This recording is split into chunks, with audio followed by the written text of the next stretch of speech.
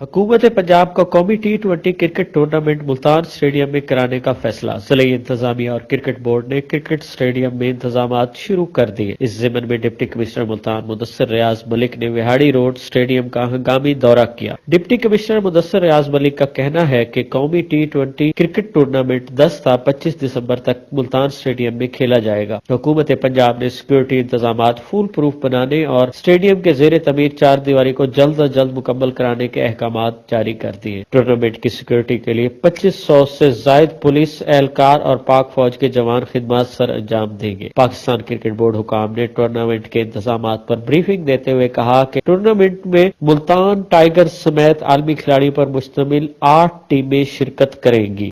हम लाते हैं top news, आपके फेवरेट टॉक शोज और अनलिमिटेड एंटरटेनमेंट सिर्फ यूट्यूब पर।